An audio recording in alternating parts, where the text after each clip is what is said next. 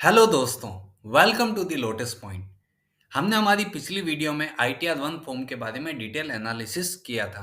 अब हम इस वीडियो में ITR 2 फॉर्म के बारे में समझेंगे कि ITR 2 फॉर्म किन किन लोगों के लिए एप्लीकेबल है और किन किन लोगों को इसे भरना होगा। तो आइए सबसे पहले हम जानते हैं कि ITR 2 फॉर्म इंडिविजुअल और HUF के लिए ही है।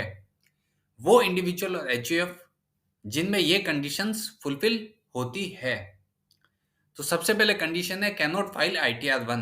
अगर आपने ITR 1 फाइल नहीं किया है या आप ITR 1 के लिए एलिजिबल नहीं है तो आपको ITR 2 फॉर्म सेलेक्ट करना होगा। अगर आपकी income have income generated income via pension और फ्रॉम सैलरी, अगर आपने सैलरी या फिर पेंशन से इनकम अर्न की है। थर्ड ऑप्शन आता है have income from more than one house property. एक से अधिक घर से अगर कोई आपको इनकम आ रही है तो आपको ITR 2 सेलेक्ट करना होगा। उसके बाद आता है have income from winning a lottery और हॉर्स रेसेस। अगर आपने कोई लॉटरी से या फिर हॉर्स घुड़सवारी में जो आप सट्टेबाजी करते हैं, अगर उनसे आपको इनकम हुई है तो आप ITR 2 फाइल कर सकते हैं। An individual who is director of A company, अगर आप किसी कंपनी के डायरेक्टर है तो आपको ITR 2 फॉर्म सेलेक्ट करना होगा। उसके बाद have an agricultural income more than ₹5000। अगर आपकी एग्रीकल्चर इनकम 5000 से ज्यादा है तो आपको ITR 2 फाइल करना होगा।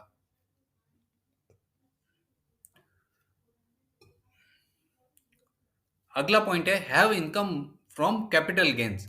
अगर आपने कोई कैपिटल गेन में इनकम की है तो आपको ITR 2 फॉर्म सेलेक्ट करना होगा। अगर आपने इंट्राडे से कुछ इनकम किया है तो फिर आपको ITR 3 फॉर्म सेलेक्ट करना होगा, फिर आप ITR 2 फॉर्म के लिए एलिजिबल नहीं रहेंगे। उसके बाद आता है have income from foreign sources. अगर आपकी कोई आउटसाइड कोई कंपनी में या कहीं से आपको पैसा आ रहा है तो आपको ITR 2 फॉर्म ही सेलेक्ट करना होगा। Have total income more than ₹50 lakhs। अगर आपकी टोटल इनकम जो 50 लाख रुपए से ज्यादा हो रही है तो भी आपको ITR 2 फॉर्म ही सेलेक्ट करना होगा। तो ये ITR 2 फॉर्म के बेसिक कंडीशंस थे कि आपने ITR 1 फॉर्म को सेलेक्ट नहीं किया है, आप इंडिविजुअल और HUF हो और आप ये सब कंडीशंस फुलफिल करते हैं तो आपको ITR 2 फॉर्म ही सेलेक्ट करना होगा।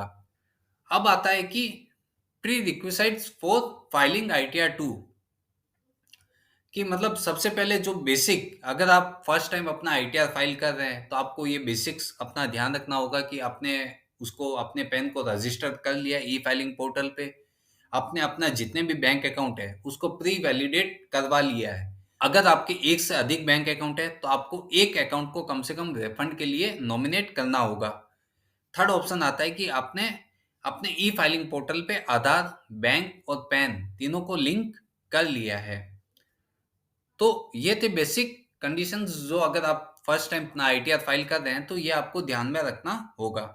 उसके बाद आता है कि आपको ITR 2 फाइल करने के लिए कौन-कौन से डॉक्यूमेंट लगेंगे जिससे आप इजीली अपना ITR 2 फाइल कर सकते हैं। सबसे पहले पैन या आधार नंबर, वो आपका कंपल्सरी है, उसके थ्रू आपको पोर्टल पे लॉगिन करना होगा। उसके बाद आपका फॉर्म 16 या फिर फॉर्म 16A।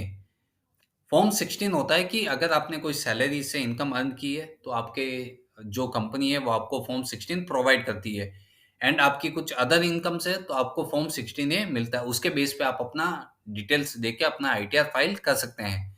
आपको AIS एंड फॉर्म 26AS, इसको भी आपको अपने ITR फाइल करने से पहले वेरीफाई कर लेना चाहिए कि इसमें मेरी कुछ इनकम दिख तो नहीं रही है। अगर आप फर्स्ट टाइम यूजर है तो आप इसको चेक करके उसके बाद ही अपना रिटर्न प्रोसेस कीजिए।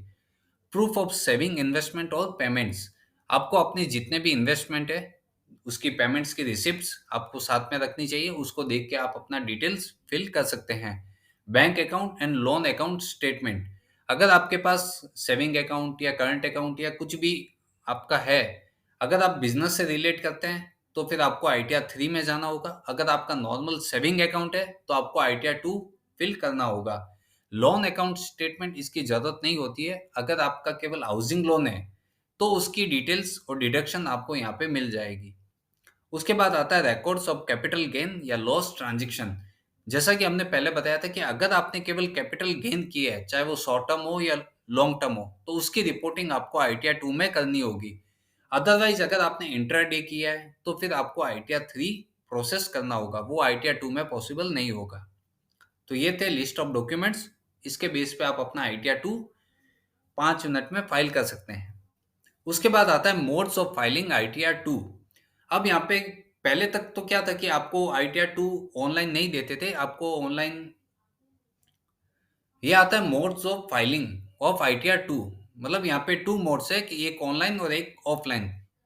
इससे पहले सालों में क्या होता था कि आपको ITR 2 केवल ऑफलाइन यूटिलिटी के थ्रू ही आपको फाइल करने देते थे। ऑफलाइन यूटिलिटी आपको फिल करनी होती थी, फिर उससे आपको जेसन बना के उसको साइट पे अपलोड करना होता था।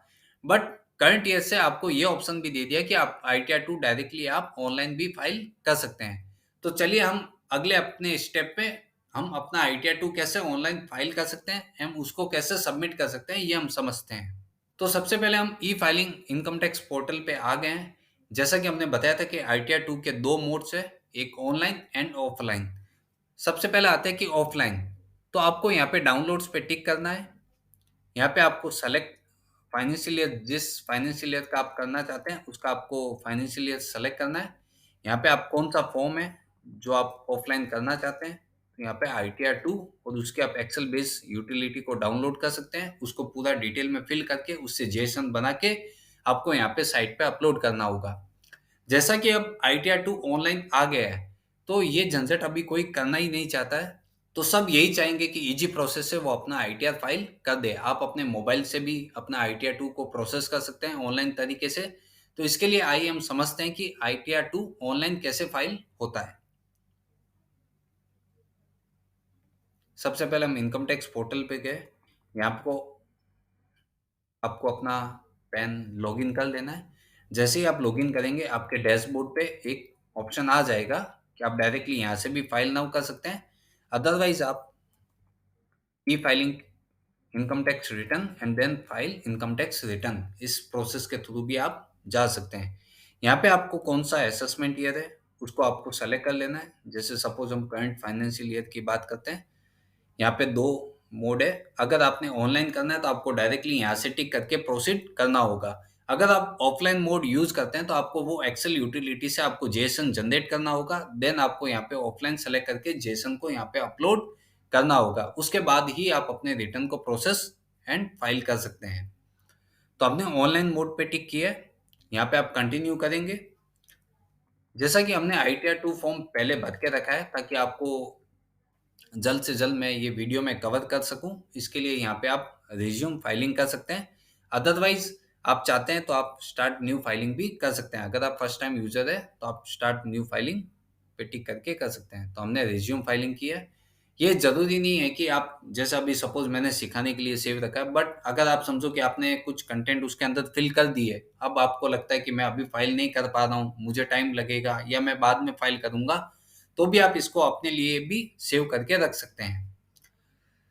तो सबसे पहले यहाँ पे आता है कि यहाँ पे शेड्यूल्स दिए हुए हैं, general, income, deductions, tax and others.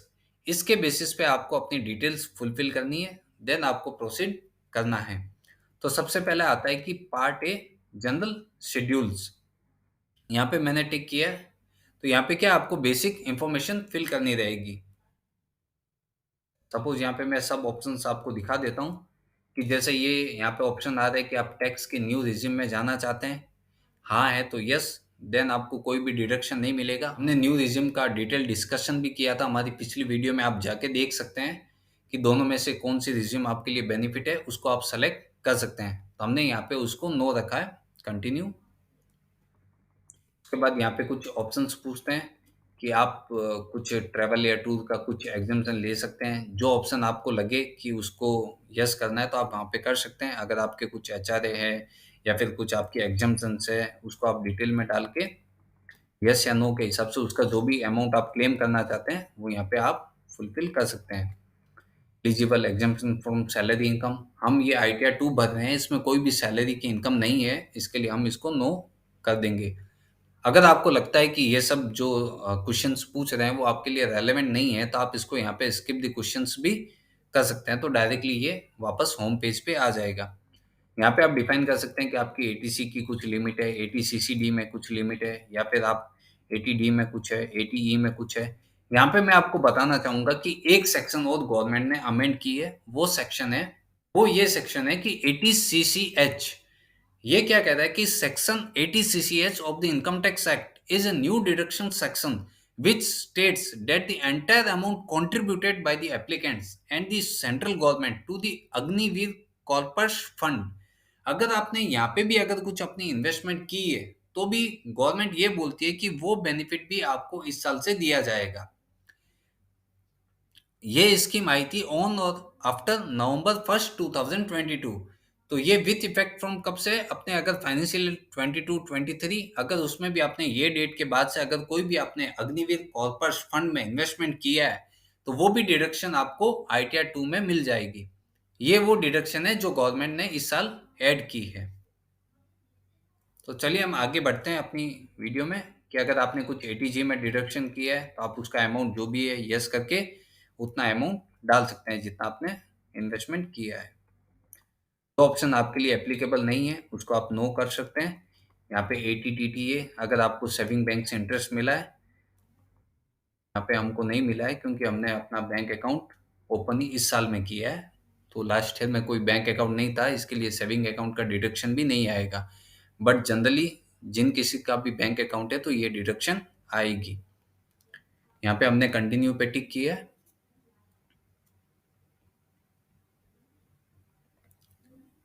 यहाँ पे कंफर्म हो गया है कि मतलब आपने सब डिटेल्स फुलफिल कर दी है।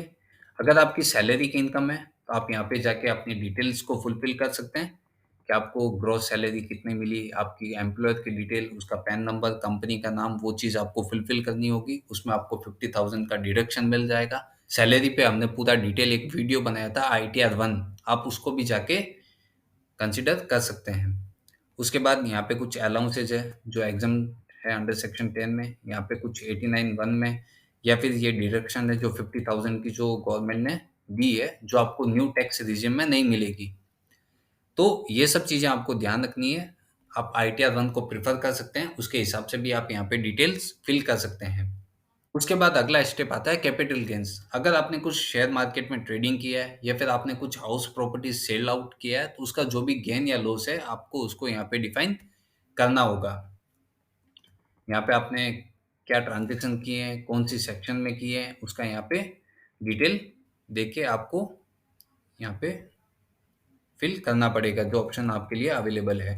उसके बाद आता है long term capital gain sale of specified securities. अगर आपने कुछ यहाँ पे लिखा है कि from sale of equity share in a company और यूनिट और इक्विटी ओरिएंटेड फंड और यूनिट ए बिजनेस ट्रस्ट, मतलब on which STT is paid under section 112A। अगर आपने वैसा कुछ ट्रांजेक्शन किया है तो उसकी डिटेल आपको यहाँ पे देनी होगी।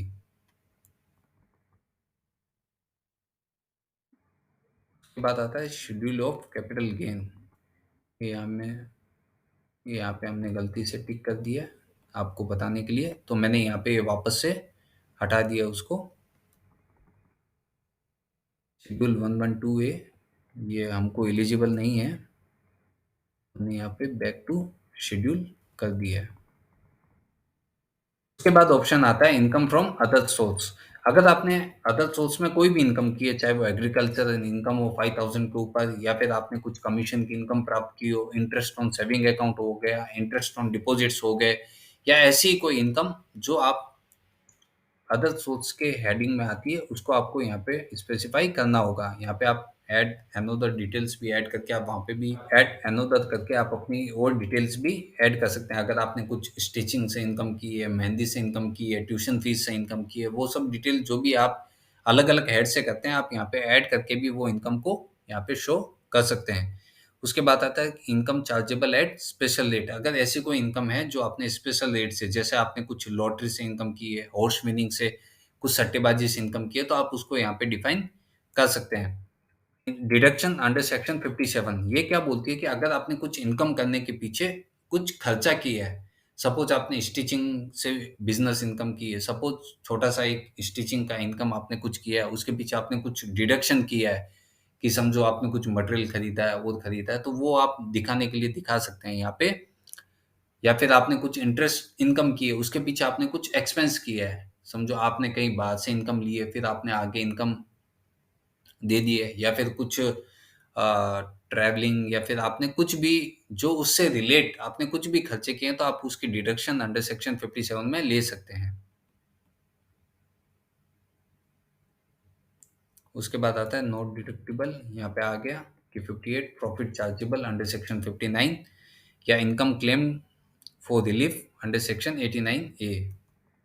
तो यहाँ पे अपनी इनकम है ही नहीं इतनी टैक्सेबल, तो हमने कुछ भी यहाँ पे नहीं लिया ऑप्शन। यहाँ पे आपकी नेट इनकम आ गई है। अगर आपकी इनकम 5 लाख के ऊपर जाती तो यहाँ पे हो सकता है कि आपको 89(1) के अंदर रिलीफ मिल जाता कि कितना आपको टैक्स बेनिफिट मिलता है।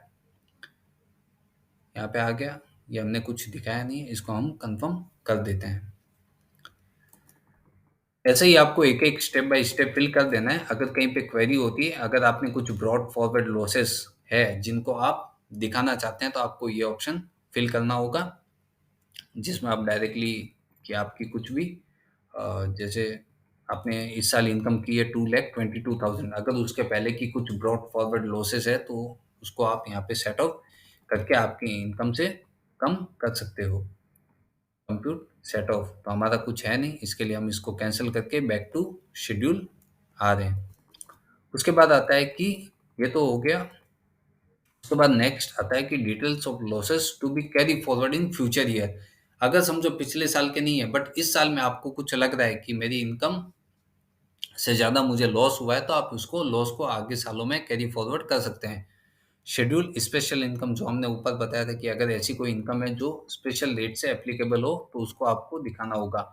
शेड्यूल 6 ए मतलब यहाँ पे आप चैप्टर 6 ए की डिडक्शन ले सकते हैं, जिसमें एटीसी जो हमने पीछे डिटेल्स पूछा था, एटीसी, एटीडी, एटीजी, एटीजीजी, और जो हमने एक नई सेक्शन बताई थी, तो आप यहाँ पे वो डिटेल सारी ऐड कर सकते हो। उसके बाद आता है यहाँ पे कंप्यूटेशन ऑफ टोटल इनकम। यहाँ पे आप देख सकते हैं कि आपकी टोटल इनकम कितनी कंप्यूट होके आ रही है। सैलरी हेड से कितनी आ रही है, income from house property head से कितनी आ रही है, कैपिटल गेन से कितनी आ रही है, या जो भी हेड है नेसेसरी उनसे कितनी कितनी इनकम्स आ रही है। सामने आपने चैप्टर 6 में कितनी डिडक्शंस ली है, उसको लेस करने के बाद आपकी टोटल इनकम कितनी चार्जेबल हो रही है। अगर आपने कुछ लॉसेस कैरी फॉरवर्ड किए हैं या कुछ सेटअप किए हैं, तो उनकी डिटेल भी यहाँ पे लेस होके आपको एग्जैक्ट अमाउंट आ जाएगी। अब हम आगे बढ़ते हैं वीडियो में। अब यहाँ पे दिखाया है कि computation of tax on total income, कि आपने इनकम तो कंप्यूट कर लिया, अब उसके ऊपर कोई टैक्स आ रहा है या नहीं आ रहा है। अगर आपकी इनकम 5 लाख के ऊपर जा रही है, तो आपको यहाँ पे डिटेल बताएगा कि उसके ऊपर क्या चार्जेबल के हिसाब से उनका टैक्स आ रहा है। तो यहाँ पे हमारा कुछ भी टैक्स आ नहीं रहा है, क्योंकि हमारी इनकम एग्जम्पशन लिमिट के अंदर ही है। यहाँ पे ये क्या पूछ रहा है, do you want any time during the previous year, कि अगर आपने कुछ एसेट्स खरीदी है जो आउटसाइड इंडिया लोकेट करती हो, तो आपको यहाँ पे उसको ऑप्शन को यस करना पड़ेगा, या फिर आपने कुछ अकाउंट लोकेटेड आउटसाइड इंडिया। इसके बाद आता है do you at any time during the previous year. अगर आप इन तीनों ऑप्शन में से कुछ भी ऑप्शन अगर होल्ड करते हैं, तो आपको ये ऑप्शन को यस करना पड़ेगा। सपोज जैसे आपकी कुछ एसेट्स है या फिर आपका कुछ बेनिफिशियरी फाइनेंशियल इंटरेस्ट है, कि अगर आपकी कोई एसेट्स है जो आउटसाइड इंडिया लोकेटेड है, तो आपको ये ऑप्शन को यस करना होगा। अगर आपकी कोई साइनिंग अथॉरिटी है, कुछ अकाउंट जो आपका आउटसाइड इंडिया में होल्ड होके रखा है, अगर आपकी कोई इनकम आउटसाइड इंडिया से हो रही है, तो फिर आपको ये ऑप्शन को यस करना होगा। इन तीनों में से अगर आप कुछ भी पॉइंट के लिए एलिजिबल है, तो आपको ये ऑप्शन को यस करना होगा। देन आपको यहाँ पे ऑप्शन आएगा प्रीव्यू रिटर्न। यहाँ पे आप अपना रिटर्न देख सकते हैं। यहाँ पे आपका नाम, जो आपने पैन कार्ड में अपना डिटेल डाला था, आप यहाँ पे सेल्फ कर सकते हैं। अगर आप अपना रिटर्न यहाँ पे खुद भरते हैं तो सेल्फ, अगर आपका रिप्रेजेंटेटिव एसएससी है या फिर आप एचयूएफ है, तो यहाँ पे करता आपका रिटर्न फाइल कर रहा है। यहाँ पे डेट आ जाएगा, जो डेट को आप फाइल कर रहे हैं। यहाँ पे प्रोसीड टू प्रीव्यू। अब हम यहाँ पे अपना रिटर्न्स को प्रीव्यू देख सकते हैं। आप चाहे तो उसको डाउनलोड भी कर सकते हैं डिटेल में देखने के लिए कि हमने कौन कौन सी चीज़ भरी है। वहाँ पे कहीं पे अगर आपको कहीं पे मिस्टेक लगती है, तो उसको आप रेक्टिफाई कर सकते हैं। हमने यहाँ पे डिटेल सब फिल कर दी है कि 139(1) सेक्शन के अंदर हम अपना आईटीआर फाइल कर रहे हैं, हम न्यू रिज्यूम में नहीं जा रहे हैं, या जो भी डिटेल्स हमने उस समय की थी वो यहाँ पे आपको शो हो जाएगी। आप इनको एक एक करके आप चेक भी कर सकते हैं। अदरवाइज आपको लगता है कि हमने उस समय भर दिया वो ओके है, तो आप इसको डायरेक्टली यहाँ पे प्रोसीड टू वैलिडेशन कर सकते हैं। अब यहाँ पे आता है कि आपकी वैलिडेशन सक्सेसफुल हो गई है, तो आप प्रोसीड फॉर वेरिफिकेशन। तो यहाँ पे हम देख सकते हैं हमारा रिटर्न वैलिडेशन सक्सेसफुली हो गया है। हम यहाँ पे प्रोसीड टू वेरिफिकेशन पे टिक करेंगे। यहाँ पे आप जैसे ही आप टिक करेंगे, यहाँ पे आपके पास कंप्लीट योर वेरिफिकेशन, वेरिफिकेशन के बहुत सारे ऑप्शंस आएंगे। यहाँ पे लिखा है कि you can submit the return now and E verify within 30 days of submission. आप बाद में भी कर सकते हैं, विद इन 30 दिन के अंदर। अगर आपके पास आधार ओटीपी है तो आप उससे भी वेरीफाई करके इसको सबमिट कर सकते हैं, या फिर आप इस पे साइन करके अपनी जो कॉपी है उसको 30 डेज के अंदर अंदर आप डिपार्टमेंट को पोस्ट कर देंगे। तो आप यहाँ पे किसी भी ऑप्शन पे एक पे टिक कर सकते हैं। यहाँ पे कंटिन्यू करके आप इसको फाइल कर सकते हैं। यहाँ पे हम सबमिट कर देंगे। जैसे ही आप सबमिट करेंगे, यहाँ पे हमारा डैशबोर्ड पे आ गया है, you still need to verify within 30 days. हमने वो ऑप्शन चूज किया था कि हम 30 डेज के अंदर इसको वेरीफाई कर देंगे। आप डैशबोर्ड पे जा सकते हैं, आप अपना रिटर्न देख सकते हैं कि आपका रिटर्न फाइल सक्सेसफुली हो गया है। तो आप उसमें से कोई भी ऑप्शन चूज कर सकते हैं। इस प्रकार आप अपना आईटीआर 2 फाइल कर सकते हैं। बहुत इजी स्टेप है। आप मोबाइल से भी इसको फाइल कर सकते हैं, या फिर आप कंप्यूटर या लैपटॉप में भी इसको फाइल कर सकते हैं। तो ये थी हमारी वीडियो जिसमें हमने आईटीआर 2 को डिटेल में समझाया है कि किन किन लोगों के लिए ज़रूरी है, और अपने आईटीआर 2 को आप किस तरीके से अपने मोबाइल फ़ोन से भी फाइल कर सकते हैं। Thank you.